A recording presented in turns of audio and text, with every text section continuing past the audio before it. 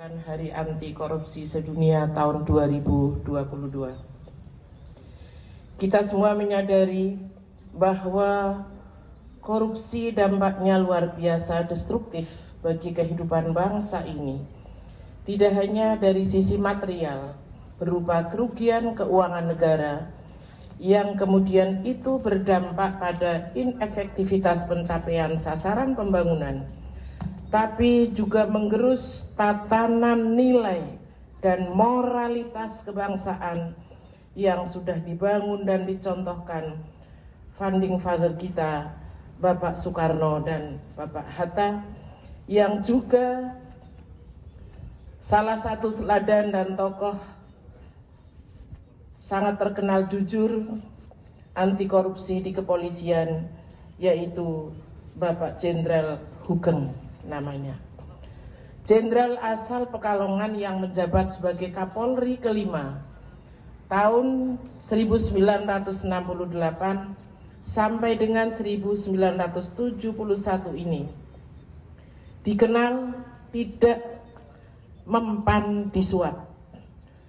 Sederet kisah inspiratif berhasil ia torehkan dan menjadi legasi bagi kepemimpinan di negeri ini, bahkan dunia hingga masa sekarang.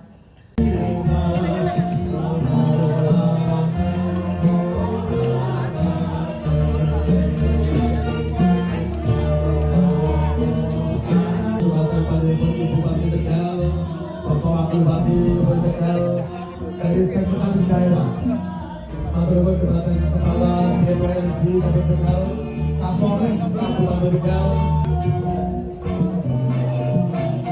Maupun Kepala Dinas Pendidikan dan Kebudayaan, mewakili namun agung, Matur Bapak Awipun, Maupun Bapak Desi, Awipun, Matur. Peringatan Hari Anti Korupsi ya Bu ya? Ya. Tanggapannya Bu Umi sendiri bagaimana? Ya, pertama sebagaimana tadi saya sampaikan bahwa korupsi itu dampaknya luar biasa, merusak tatanan moral dan tentunya kerugian negara ya. Sehingga gerakan anti korupsi ini harus terus kita sosialisasikan secara masif agar tatanan pemerintahan dari pusat sampai ke tingkat desa ini semakin bagus ya.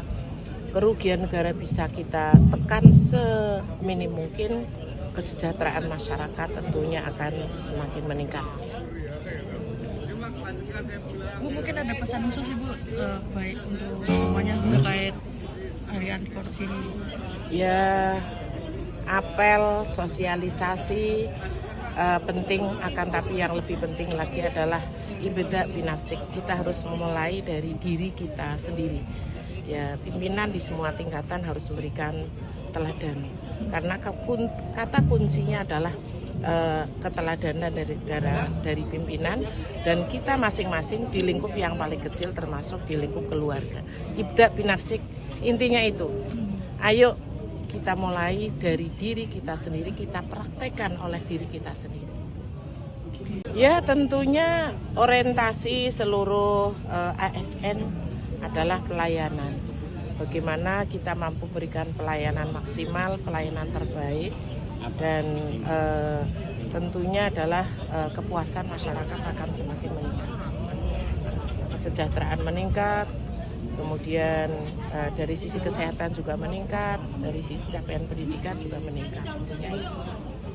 Barangkali ada Bu selain ini yang memproses ya, menindaklanjutinya, dicek ketika memang betul ada tindakan melanggar hukum, maka tentu sesuai dengan SOP yang ada kami mengingatkan, kemudian ada jangka waktu 60 hari ya Pak ya, 60 hari untuk segera diselesaikan ya. Kita lebih berorientasi kepada pencegahan. Jadi semakin kecil kejadian pelanggaran berarti deteksi dini kita lebih berhasil. Tapi ketika ada berarti kita belum berhasil. Tapi semangat kami membangun pemerintahan yang bersih, tanpa korupsi, dimulai dari diri kita semua menjadi apapun dan dimanapun. Pak, untuk kasus ada berapa kasus Pak? Kita mentargetkan 0 kasus malahan. Saya tidak akan mengatakan yang lain, kita mentargetkan 0 kasus karena dengan kesadaran.